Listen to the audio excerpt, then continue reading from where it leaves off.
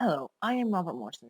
Some of you probably know who I am. If not, I'm a good friend of several members of the Whoniversals, and they've asked me to come on and do a guest video covering Gallifrey. So, I decided to accept by covering my top 5 favorite Gallifrey stories. So, let's do this.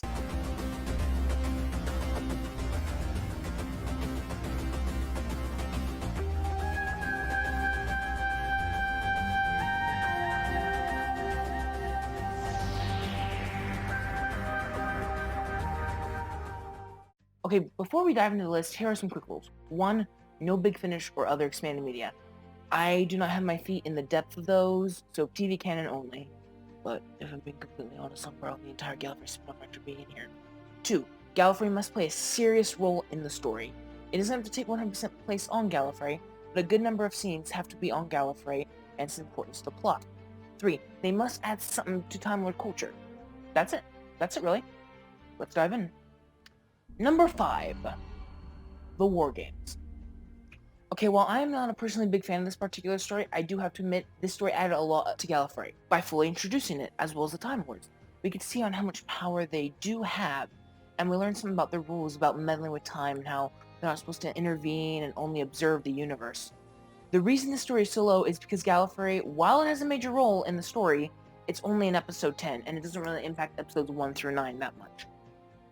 Number 4. The Five Doctors. Okay, this one had about like 5 different gimmicks of it, and it being a Gallifrey story was one of them. The Gallifrey bits were well done and added more into the lore of Rassilon and how corrupt the Time Lords used to be. It first introduces the Death Zone and Rassilon's tomb with a Hunger Games-esque vibe with them. The main reason the story is low because there were other gimmicks of the story, and Gallifrey was one of the low ones. Number 3. The Invasion of Time. This story, in my opinion, is severely underrated. This is a nice 6-part Gallifrey epic. It shows us how the newly elected Lord/Lady President of Gallifrey is. We see how Time Lords have leisure time. We see there are factions of Gallifreyans that are far from Time Lord culture and are savages, so obviously the liability loves being around them. We see a race on their level, and they are tinfoil. I love the Vardans. To be honest, this story would be number 1 if parts 5 and 6 were cut out and the Sontarans not used at all. Number 2. The Deadly Assassin. Okay, this is the most popular of Gallifrey stories, but in my opinion, it's not the best. It's still a good story, but not number 1. It introduces the politics of Gallifrey and 3 of the 6 chapter/colleges, Pridonian, Patriots, and Arcalian, and the other 3 being introduced in the Lungbarrow novel, that being Dormian, Cerulean, and Skeldas.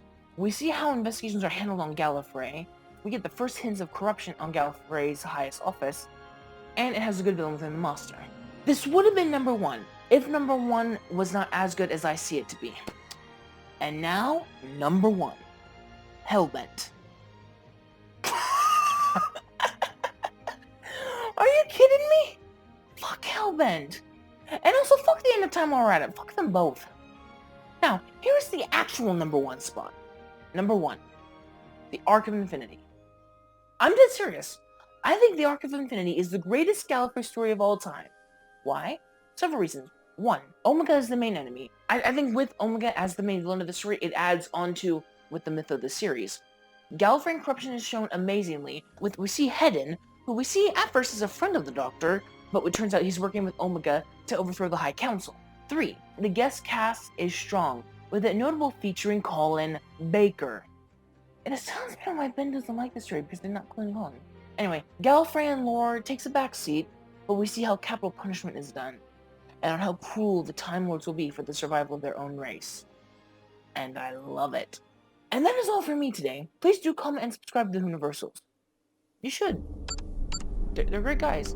Until next time, or you look on my Twitter, goodbye.